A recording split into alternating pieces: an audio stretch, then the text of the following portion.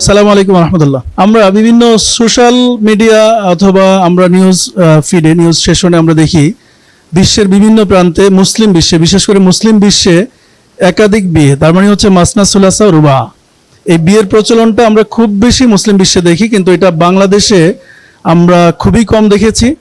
তো বাংলাদেশে এই প্রথম, আমার কাছে মনে হচ্ছে এবং আপনাদের কাছেও মনে হবে যে বাংলাদেশে এই প্রথম একজন প্রবর্তক, যিনি হচ্ছে আমাদের সকলের খুব সুপরিচিত একজন মানুষ, মুফতি মামুনুর রশিদ কাসিমি হাফিজাউল্লাহ। তিনি শুরু করেছেন 4টা বিয়ের একটা আয়োজন তিনি শুরু করেছেন। ইতিমধ্যে আমরা দেখেছি, এখানে আমার সাথেই আছেন, আমি যদি ওনার সঙ্গে একটু পরিচয় করিয়ে দেই।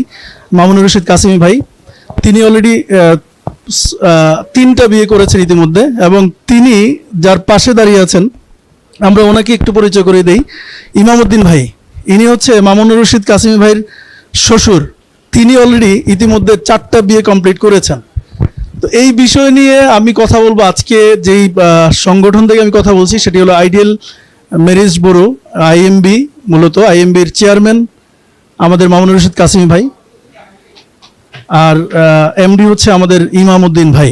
সো আমরা দুইজনের সঙ্গেই কথা বলবো যে এই কিভাবে তিনি এটা সম্ভব করলেন, বা বাংলাদেশে বর্তমান এই বিশ্বের মধ্যে বাংলাদেশ তো একদম ছোট্ট একটা রাষ্ট্র, সেই রাষ্ট্রে বসে তিনি এই কাজগুলো কিভাবে করছেন এবং এটা নিয়ে স্বপ্ন পরিকল্পনা কি করছেন, এই বিষয় নিয়ে আমি সরাসরি মামুন ভাইয়ের কাছে চলে যাবো। আসসালামু আলাইকুম রহমতুল্লাহ।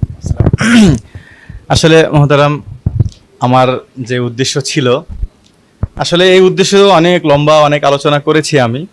তা আসলে মানুষকে একটা যদি আমি প্র্যাকটিক্যাল কিছু না দেখাতে পারি যে আসলে আমি কি চাচ্ছি, তো তাহলে তো মানুষ বুঝবে না। এই জন্যই মূলত আজকের আয়োজনটা করা। তো দেখেন, আজকে আমাদের হাফিজ ইমামউদ্দিন সাহেব, উনি আমার চাহাতো দুলা ভাই ছিলেন, উনি আমাদের আদর্শকে বুঝছেন। আলহামদুলিল্লাহ, উনি কত বড় মহৎ কাজ করেছেন যে ওনার প্রথম স্ত্রী, 3জন সন্তান, এরপরে উনি দ্বিতীয় যাকে বিবাহ করেছেন উনি বিধবা ছিলেন। ওনার 3টা সন্তান আছে, 3টা সন্তানকে দায়িত্ব নিয়ে উনি দ্বিতীয় বিবাহ করেছেন। এরপরে উনি তৃতীয় যে বিবাহটি করেছেন, 2বার ডিভোর্স প্রাপ্ত ছিল, একটা অসহায় নারী, তাকে উনি সম্মানের সাথে বিবাহ করেছেন। এবং আলহামদুলিল্লাহ, মেজোজন ওনার মাসনা এবং সুলাসা, এটা ওনার একই বাসায় থাকেন আলহামদুলিল্লাহ। এরপরে 4র্থ নম্বর বিবাহ, উনি একজন অসহায় নারী, ডিভোর্সি, তার 2টা সন্তান আছে, তার মধ্যে এটা হলো একটা সন্তান। ঠিক আছে, কি নাম? মোহাম্মদ তাওহিদুল ইসলাম। তাওহিদুল ইসলাম। তাওহিদুল ইসলাম কি পড়াশোনা করে? হেজবক। আচ্ছা, ওর ব্যাপারটা নিয়ে আসি।